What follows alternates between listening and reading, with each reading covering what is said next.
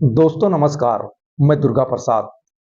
खूबसूरत पत्नी को शारीरिक रूप से और आर्थिक रूप से कमजोर पति रास नहीं आया तो पत्नी ने अपने उसी पति के दोस्त को, जो मैकेनिक था, उसे ही अपना बना लिया। और उसके बाद जो हुआ ये जानकर दंग रह जाएंगे। दोस्तों कहानी बहुत ही रोचक है, इसीलिए आप सभी से अनुरोध है कि कहानी पूरा सुने जरूर। कहानी है कानपुर देहात की। कानपुर देहात का एक थाना पड़ता है जिसका नाम है मंगलपुर। और इसी मंगलपुर थाना के अंतर्गत एक कस्बा आता है जिसका नाम है राजपुर। और इसी राजपुर कस्बे में एक अनूप सिंह यादव नाम के व्यक्ति अपने परिवार के साथ रहते थे। अनूप सिंह के साथ उनकी पत्नी और दो बेटियां, एक का नाम सरिता और दूसरी बेटी का नाम कुसुमा और एक बेटा राजकुमार। इतने लोग यानी टोटल 5 लोग एक परिवार में रहते थे, यानी अनूप सिंह यादव के पास में। अनूप सिंह यादव का वहीं जो राजपुर कस्बा था, इसी राजपुर कस्बे में किराने की दुकान थी। उसी दुकान से परिवार का पूरा भरण पोषण चलता था। तो अनूप सिंह की जो बड़ी बेटी थी सरिता, ये बेहद खूबसूरत, चंचल स्वभाव की और फैशनेबल, यानी फैशन वगैरह करना, अच्छे अच्छे कपड़े पहनना, शौक श्रृंगार करना बहुत अच्छा लगता था। संगीत सुनना, डांस करना इत्यादि, ये सारी चीजें जो होती है इसकी वो शौकीन थी। अब ये बड़ी हो चुकी थी, इसकी उम्र करीब यानी जवानी की दहलीज ये क्रॉस कर चुकी थी, अब शादी की योग्य हो चुकी थी। तो कोई भी माता पिता हो, बेटा चाहे थोड़ा बड़ा हो जाए तो भी उतना ज्यादा माता पिता को चिंता नहीं रहती है, पर बेटी अगर तनिक भी बड़ी हो जाती है तो हर माता पिता को उसके शादी की चिंता सताने लगती है। खासकर जो मिडिल क्लास फैमिली होती है उनके यहाँ ज्यादातर ऐसा होता है। तो सरिता की उम्र जब वो बड़ी हो गई और जवानी की दहलीज क्रॉस कर गई, तो जो पिता थे अनूप सिंह यादव और इनकी पत्नी, इनको भी सरिता की शादी की चिंता सताने लगी। जो अनूप सिंह की पत्नी थी ये गृहिणी थी, तो ये हमेशा सरिता के हाव भाव को देखती थी और जैसे बताया फैशनेबल थी, डांस करना इत्यादि, घूमना टहलना, चंचल स्वभाव की। तो उनको ज्यादा चिंता हो रही थी कि बेटी बड़ी हो गई है, चंचल स्वभाव है, कहीं ऐसा ना हो कोई कुछ कदम उठा ले जिससे समाज में नाक कट जाए और बदनामी का सामना करना पड़े। इसीलिए इनको ज्यादा परेशान रहती थी सरिता की शादी को लेके। अनूप सिंह से बार बार कहती रहती थी कि बेटी के लिए कहीं लड़का देखो। अब अनूप सिंह अपनी दुकान चलाते थे, तो जो भी इनके नातेदार रिश्तेदार थे, सगे संबंधी थे, इसी के साथ साथ जो दोस्त भाई बंधु होते हैं वो थे, उनसे बोल के रखे हुए थे कि भाई लड़की बड़ी हो गई है, उसके योग्य कोई उचित खाता पीता घर वर तलाश कर दीजिए ताकि उसके हाथ पीले कर दें और ससम्मान उसकी विदाई कर दें, ये बोलकर रखे हुए थे। तो सभी लोग अपने अपने स्तर से जो है तलाश में लगे हुए थे। पर क्या होता है कि लोग अपना 100% काम छोड़कर किसी के दूसरे के बेटी या बेटी की शादी तलाशने के लिए नहीं जाते हैं। बस आते जाते किसी के साथ बैठते उठते बात चल जाती है, बस उसी में कोई बात सामने आ जाती है और वहीं पे जाके बात पट जाती है। तो एक रिश्तेदार को जो है जानकारी मिली वहीं कानपुर में, कानपुर का एक थाना पड़ता है सिकंदरा, और सिकंदरा कस्बा भी है। तो सिकंदरा कस्बे में एक मोहल्ला आता है जिसका नाम है शास्त्री नगर। और इसी शास्त्री नगर मोहल्ले में एक विशंभर नाथ नाम के व्यक्ति रहते थे। तो विशंभर नाथ का एक बेटा था, नाम था संजय। ये भी युवा हो चुका था, नॉर्मल था, ट्रक ड्राइवर था। क्योंकि शिक्षा दीक्षा ज्यादा हो नहीं पाई थी, तो एक हुनर, यही जो ड्राइवरी होती है, ये हुनर सीख लिया था उसने।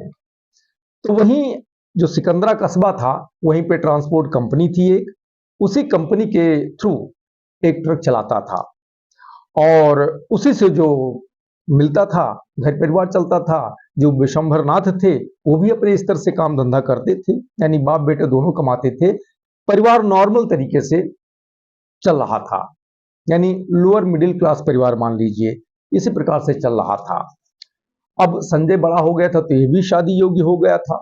तो अमूमन हमारे समाज में क्या होता है कि लड़की पक्ष के जो लोग होते हैं वो लड़का तलाशने जाते हैं, लड़का पक्ष के लोग लड़की तलाशने नहीं जाते हैं। अभी तक ऐसी परंपरा फिलहाल नहीं है, हो सकता है कहीं रही हो या हो अभी भी, पर अभी ऐसा सुनाई नहीं देता कि कोई अपने लड़के के लिए लड़की तलाश रहा है। हालांकि सबकी इच्छा होती है कि किसी अच्छे घर की लड़की, संस्कारी लड़की मिल जावे, ऐसी इच्छाएं सबकी होती हैं। और लड़के पक्ष के लोग तलाशने नहीं जाते हैं, लड़की पक्ष के लोग ही वर तलाशने जाते हैं। तो इंतजार इन्हें भी था, विशंभरनाथ को भी, कि कोई रिश्ता आए लड़के की योग्य, यानी संजय की योग्य। तो जैसे बताया, जो अनूप सिंह यादव जी थे, इनके एक रिश्तेदार का संपर्क विशंभरनाथ से किसी के थ्रू हो गया। उसे पता चला विशंभरनाथ का एक लड़का है, ट्रक ड्राइवर है और ठीक ठाक है। और जो अनूप सिंह यादव की स्थिति है, विशंभरनाथ की स्थिति है, दोनों की स्थिति लगभग लगभग समान है। अगर शादी कर दिया जाए तो ज्यादा हाई फाई जिंदगी तो लड़की नहीं जिएगी, पर नॉर्मल तरीके से गुजारा होता रहेगा। तो वो रिश्तेदार जाके अनूप सिंह यादव को बताता है कि भाई एक रिश्ता है कानपुर देहात, अपना कानपुर में सिकंदरा में, जाके देख लीजिए, अगर पसंद है तो लड़की की शादी कर दीजिए। अब अनूप सिंह को जब जानकारी होती है तो अनूप सिंह दूसरे ही दिन सिकंदरा पहुंच जाते हैं, शास्त्री नगर विशंभरनाथ से मिलते हैं, लड़की को देखते हैं संजय को। तो संजय को देखते हैं, वो अपनी बेटी को तो पहले से उसने उन्हीं के साथ रहती थी। तो संजय इन्हें जो है, यानी अनूप सिंह यादव को पसंद आ जाता है, अपनी बेटी सरिता के योग्य लगता है। तो विशंभरनाथ से बातचीत करते हैं। वो तो पहले से ही सोच रहे थे कि अगर कोई रिश्ता आता है तो संजय की शादी कर दी जाए। तो जब अनूप सिंह यादव जी पहुंचे, बातचीत किए, तो ये जो बातचीत होती है ये पट जाती है। विशंभरनाथ भी तैयार हो जाते हैं और जो अनूप सिंह यादव होते हैं ये भी तैयार हो जाते हैं। और उसके बाद जो सामाजिक रीति रिवाज होता है उस अनुसार धूमधाम से जो है सरिता और संजय की शादी करा दी जाती है, दोनों परिवारों की रजामंदी से, सहमति से। और उसके बाद में सरिता आ जाती है सिकंदरा अपने ससुराल शास्त्री नगर रहने के लिए, अपने पति और ससुराली जनों के साथ रहने के लिए। अब यहां आ जाती है तो जैसे बताया, चंचल स्वभाव था और फैशनेबल थी। जो उसके सपने थे, ख्वाहिशें थी, यहां आने के बाद जब संजय को उसने देखा, घर देखा, कमाई देखी आर्थिक रूप से, तो निराश रहने लगी, क्योंकि जो उसके ख्वाब थे उस मुताबिक उसे ना घर मिला था और ना ही वर मिला था। पर अब पिता की मर्जी से, परिवार वालों की मर्जी से ससम्मान शादी हुई थी तो निभाना तो था ही। तो यहाँ आके अपना घर की जो जिम्मेदारी होती है वो संभाल लेती है, घर का काम काज इत्यादि जो होता है, एक गृहिणी का काम होता है, वो संभाल लेती है। और समय धीरे धीरे आगे बढ़ने लगता है।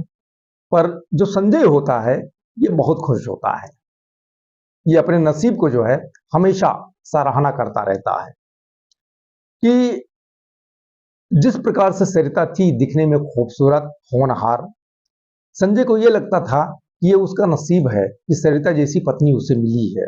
पर सरिता ये नहीं सोचती थी, वो निराश रहती थी। संजय सरिता की पसंद का नहीं था, लेकिन संजय के पसंद की सरिता थी, पसंद से यानी उम्मीद से ज्यादा थी वो। तो संजय बहुत खुश रहता था। समय धीरे धीरे आगे बढ़ने लगा। तो जैसे बताया, संजय ड्राइवरी का काम करता था, तो बाकी जो छोटी गाड़ी चलाते हैं, टेम्पो चलाते हैं, किसी की कार चलाते हैं, वो तो चलो ठीक है, सुबह जाते हैं शाम को लौट आते हैं, देर रात ही सही। पर जो ट्रक होते हैं, ये ट्रक जब माल लेके एक बार शहर से निकल जाते हैं तो सेम शहर तो जाती नहीं है, बाहर किसी शहर में जाते हैं, तो किसी दिन तो उसी दिन लौट आते हैं शाम तक, कभी कभी 2 दिन 3 दिन भी लग जाता है, कभी कभी हफ्ता 10 दिन भी लग जाता है। संजय का यही रूटीन था, पत्नी के ना आने से पहले भी, पत्नी के आने के बाद भी। पर अब क्योंकि रोजी रोटी थी, जाना तो था ही। इसी प्रकार से इनका शेड्यूल था, चल रहा था। तो वही सिकंदरा में जैसे होता है, ट्रक चलाते थे तो ट्रक खराब भी होता था, बिगड़ता था, तो उसकी रिपेयरिंग भी करवानी पड़ती थी। तो वहीं सिकंदरा में जो है एक मोटर मैकेनिक था, नाम था शानू, जो लंबा चौड़ा हट्ठा कट्ठा, दिखने में बिल्कुल ठीक ठाक। दोनों शराबी। ट्रक ड्राइवर अमूमन ज्यादातर ऐसे होते हैं जो शराब वगैरह नशापात करते हैं। कुछ होते हैं एक आध जो नहीं करते हैं, और ज्यादातर करते हैं। तो संजय भी शराब का आदी था। शानू मोटर अपना मैकेनिक था, वो भी शराब का आदी था। और सबसे खास बात ये थी कि जो शानू था ये संजय के ही मोहल्ले का था, शास्त्री नगर का ही, सिकंदरा के शास्त्री नगर का ही था। दोनों घर से भी एक दूसरे को जानते थे, और जब दुकान पे भी दोनों एक दूसरे को जानते थे, क्योंकि जो ट्रक चलाता था अगर कोई गड़बड़ी आती थी तो रिपेयर कराने शानू की दुकान पर ही वो पहुंचता था, संजय। तो दोनों की दोस्ती थी। और खासकर जो शराब पीने वाले लोग होते हैं इनकी दोस्ती बहुत जल्दी हो जाती है, और इसी के साथ साथ बहुत ही प्रगाढ़ दोस्ती हो जाती है, बहुत गहरी दोस्ती हो जाती है। और पीने के बाद तो सभी अपने अपने दिल की बात बता देते हैं। ना पिए रहे तो चाहे छुपाते भी हैं, पीने के बाद सब उगल देते हैं एक दूसरे को। बड़ी सहानुभूति आती है, हमदर्दी आती है, दर्द भी उभरता है, बहुत सारी चीजें होती हैं पीने के बाद में। तो इस प्रकार से इनका समय धीरे धीरे आगे बढ़ रहा था। एक दिन की बात है, जैसे शराब पीते थे शानू और संजय, तो हमेशा जब संजय शहर में रहता था तो शानू के साथ ही बैठकर पीता था। जब शहर से बाहर जाता था तो शानू को पता होता था कि संजय बाहर है, तो अकेला ही अपना या कोई दूसरा साथी ढूंढ लेता था। एक दिन की बात है, संजय किसी कारणवश ड्यूटी पर नहीं गया था। शाम का समय था, हो गई थी, यानी जो एक समय होता है पीने का, वो समय हो गया था। अब शानू इंतजार करता रहा, संजय नहीं पहुंचा। शानू को यह पता था कि संजय घर पर ही है, यानी बाहर कहीं नहीं गया है गाड़ी लेकर। तो वो संजय को फोन करता है। संजय बताता है, यार शानू आज मैं घर पे ही हूँ, आज घर से बाहर आने की इच्छा नहीं होती है। तो शानू कहता है कि नहीं यार, मजा नहीं आएगा, तुम्हें आना पड़ेगा। तो वो अनिच्छा जताता है संजय, लेकिन शानू जिद करता है कि चलो ठीक है, तुम नहीं आ रहे हो तो मैं तुम्हारे घर आता हूं, तुम्हें हाथ पकड़ के लेके चलूंगा। तो संजय कहता है ठीक है, आओ फिर चलते हैं। और उसके बाद में कुछ देर के बाद शानू संजय के घर पहुंच जाता है। अब जो बताया कि जो शानू था, हट्ठा कट्ठा, लंबा चौड़ा, गोरा चिट्टा, मैकेनिक का काम करता था, तो पैसा संजय से ज्यादा कमाता था। वो ठीक ठाक था, फैशनेबल भी था।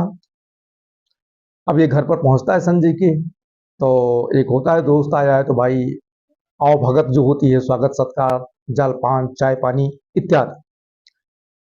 तो संजय के घर पे जब शानू पहुंचता है तो उसकी पत्नी आती है सामने, सरिता।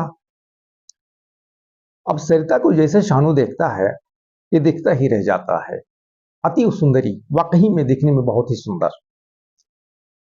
जो शानू होता है अपनी नजरें ही नहीं फेरता है उसकी तरफ से। अब सरिता फिर वापस जाती है, कुछ जलपान लेके आती है, चाय लेके आती है।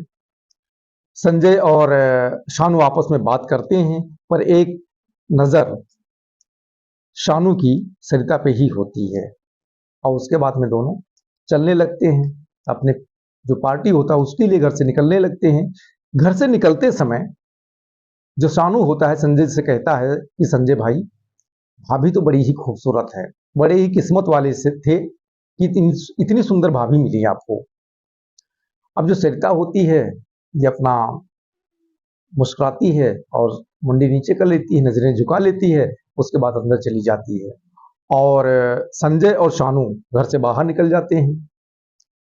अब जो शानू था, इसकी नजरों के सामने से सरिता हट ही नहीं रही थी, यानी दिमाग पे चढ़ गई थी वो उसकी खूबसूरती। और ये मन ही मन सोच लिया था कि भाभी को तो हम पाकर ही रहेंगे,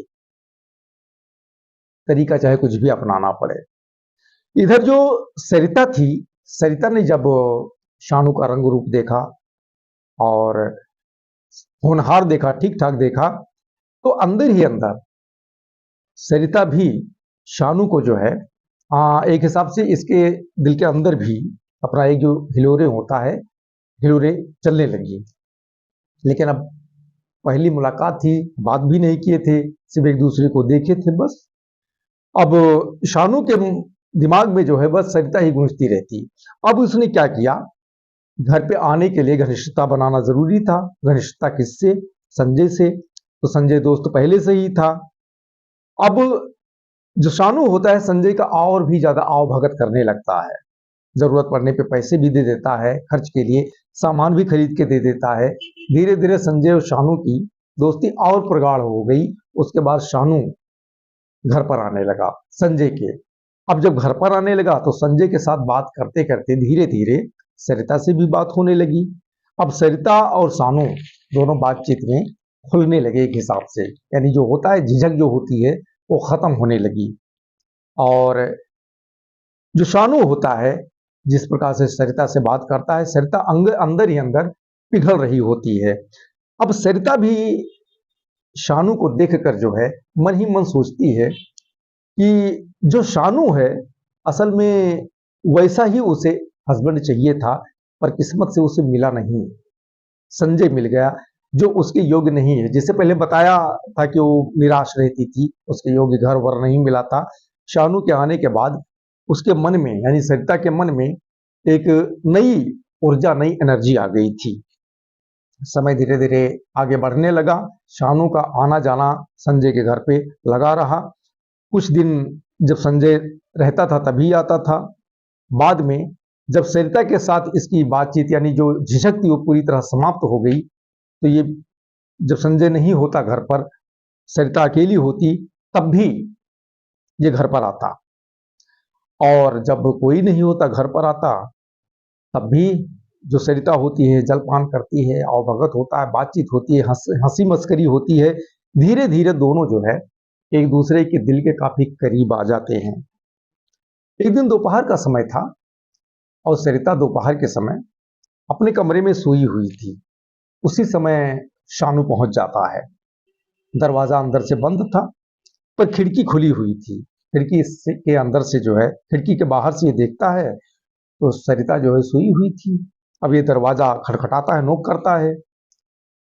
सरिता उठ के दरवाजा खोलती है। जैसे शानू को देखती है, ये तुरंत अंदर की तरफ भागती, क्योंकि सोई हुई थी तो कपड़े थोड़ा अस्त व्यस्त थे उसे सही करने के लिए। लेकिन शानू जब देखता है कोई नहीं, अकेली है सरिता, तो सीधा कमरे में घुस जाता है अंदर से दरवाजा बंद करके। और दोनों के बीच में जो इन दोनों के अंदर एक मुरादें अंदर चल रही थी वो पूरी हो जाती हैं। और जो सरिता होती है ये आपत्ति भी नहीं जताती है, क्योंकि कहीं ना कहीं उसके अंदर भी शानू बसा हुआ था। संजय भले पति था, पर शानू ही उसके दिलो दिमाग में एक हिसाब से छा गया था। वो आपत्ति नहीं जताती है। अब एक बार जब दोनों के बीच में से संबंध हो जाते हैं तो ये संबंध निरंतर आगे बढ़ते रहते हैं, पर इसकी जानकारी संजय को नहीं होती है, किसी को नहीं होती है। क्योंकि इस प्रकार के संबंध शुरुआत में ऐसे ही होते हैं, जानकारी लोगों को नहीं होती है। दो लोगों को ही जानकारी होती है जिनके बीच संबंध होते हैं, पर ये एक ऐसा संबंध होता है कि देर सबेर खुलासा हो ही जाता है, लोगों को जानकारी हो ही जाती है, डायरेक्ट इनडायरेक्ट। अब जब शानू लगातार संजय के घर पे आने लगा और संजय जब नहीं रहता तब भी आता और घंटों तक घर के अंदर रहता, तो जो आसपास के लोग थे इनको संदेह होने लगा। तो जो पड़ोसी थे ये संजय से कुछ नहीं कहते हैं। संजय के पिता जो विशंभरनाथ थे उनसे बताते हैं। अब जब विशंभरनाथ को जानकारी होती है तो इनके पैरों तले जमीन खिसक जाती है, क्योंकि सरिता इनकी बहू थी, शानू आता था जो संजय का दोस्त था। घर पर कोई नहीं रहता तब आता है, घंटों घर में रहता है, ऐसा पड़ोसी बताते थे। अब ये परेशान हो उठे, ये बहू को कुछ नहीं कहते हैं। जब संजय आता है तो संजय को सारी बात बताते हैं। संजय क्या करे, टेंशन में तो वो भी आ गया। लेकिन पड़ोसी के माध्यम से पिता को पता चला था और पिता के माध्यम से संजय को कोई प्रमाण नहीं। तो कुछ बोलता नहीं है। एक बार सरिता से पूछता है कि क्या यह सच है, तो सरिता इनकार कर देती है। संजय कुछ नहीं बोलता है। समय फिर आगे बढ़ता रहता है। अब विशंबरनाथ भी टेंशन में और संजय भी टेंशन में, पर प्रमाण किसी के पास नहीं। पड़ोसी बताते थे तो संदेह तो अंदर हो ही गया था। एक दिन की बात है, संजय अपनी पत्नी सरिता से बोलते हैं कि आज मैं गाड़ी लेके झांसी जा रहा हूं, 2-3 दिन मुझे लौटने में लग जाएंगे। अब ये जैसे सुनती है, जो सरिता होती है अंदर ही अंदर बहुत खुश होती है और पति का जो भी बैग वगैरह होता है पैक करके कंप्लीटली देती है। और जाते समय जो है, जो एक बलाइयां होती हैं, पति का बलाइयां लेती है दिखाने के लिए, पर अंदर कुछ और ही चल रहा था। जो संजय होता है घर से चला जाता है अपना बैग लेके, और जैसे संजय घर से बाहर जाता है, सरिता तुरंत शानू को कॉल करती है, बताती है कि संजय 3 दिन के लिए झांसी गया है, ट्रक लेके जा रहा है, तो जितना दिन वो वापस नहीं आएगा उतना दिन तुम मेरे ही साथ रहोगे रात को भी। अब जो शानू होता है तुरंत एग्री हो जाता है, क्योंकि यही वो भी चाहता था, सरिता भी यही चाहती थी, क्योंकि उसे लगा कि अब 3 दिन संजय नहीं रहेगा तो बिल्कुल फ्री रहेगी। और उसके बाद में शानू के साथ बढ़िया जी भर के जो भी होता है करेगी।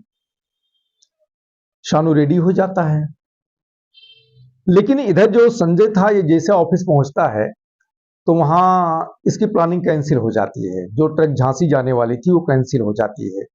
अब इसे झांसी नहीं जाना था, झांसी का जो ट्रिप था वो कैंसिल हो चुका था।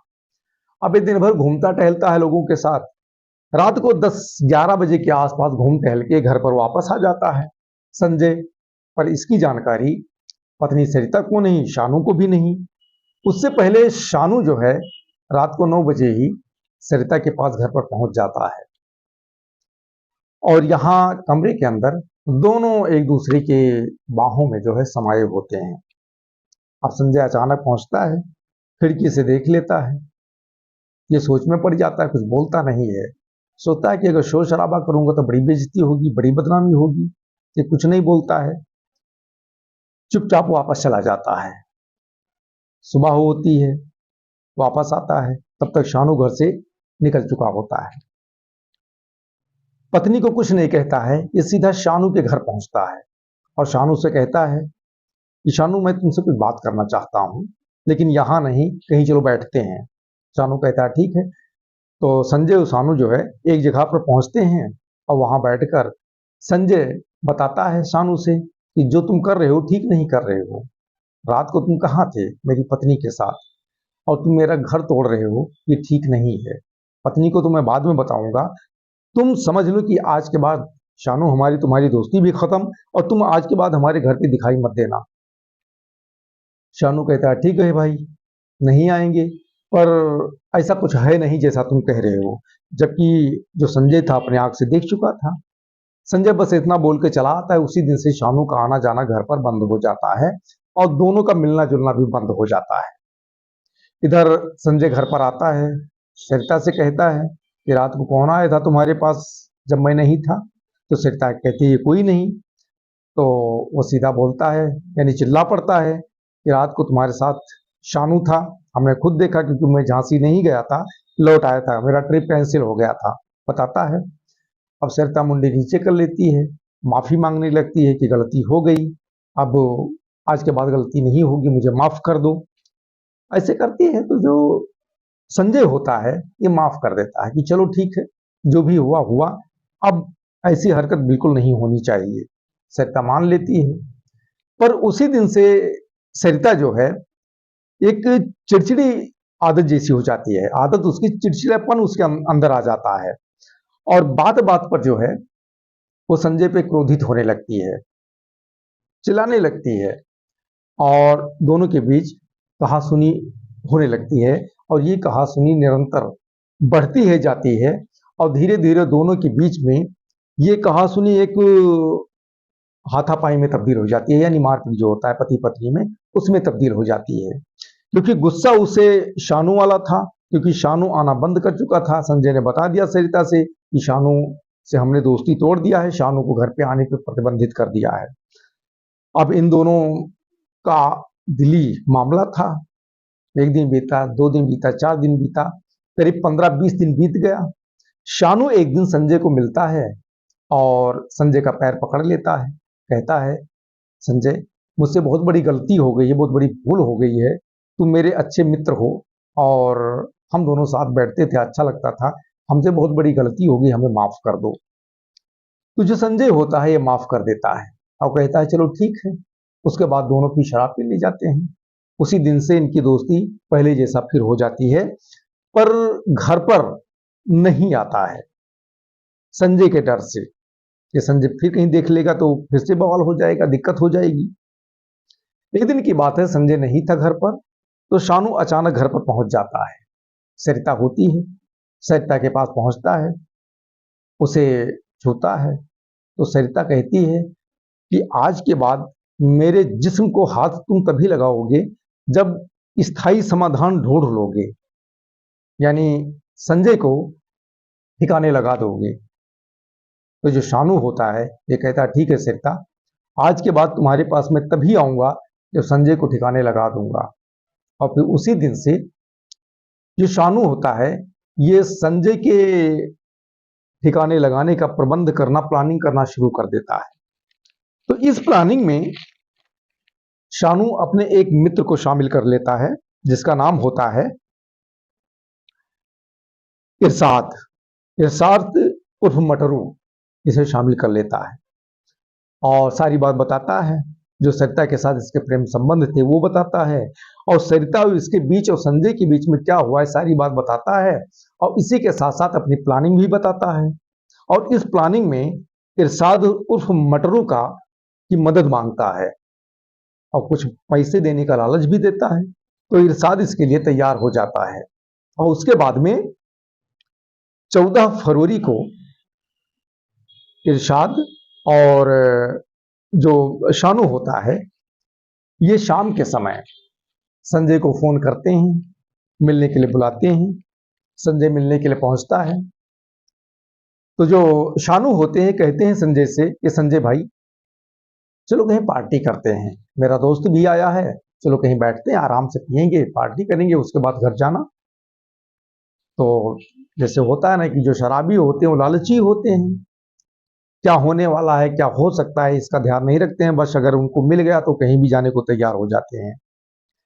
जो संजय होता है रेडी हो जाता है और उसके बाद में ये तीनों लोग जाते हैं देसी शराब की दुकान पर, वहां से 2 बॉटल खरीदते हैं, कुछ चखना वगैरह लेते हैं और उसके बाद वहां से करीब 1 किलोमीटर दूर एक गांव होता है भावपुर पुरवा, वहां पहुंचते हैं। तो वहां राम सिंह एक व्यक्ति होते हैं किसान, उनका खेत होता है जिसमें अरहर की फसल होती है,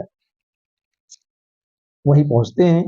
ये तीनों लोग वहीं पर अपना शराब का सेवन करते हैं और उसके बाद में प्लान के अनुसार शराब पीते समय जो शानू और उसका दोस्त होता है इरशाद ये कम पीते हैं, संजय को ज्यादा पिला देते हैं। अब संजय लगभग मदहोश हो जाता है, ये उठकर खड़ा होता है, चलता है लेकिन लड़खड़ाने लगता है, यानी बेहोशी के आलम में आ जाता है।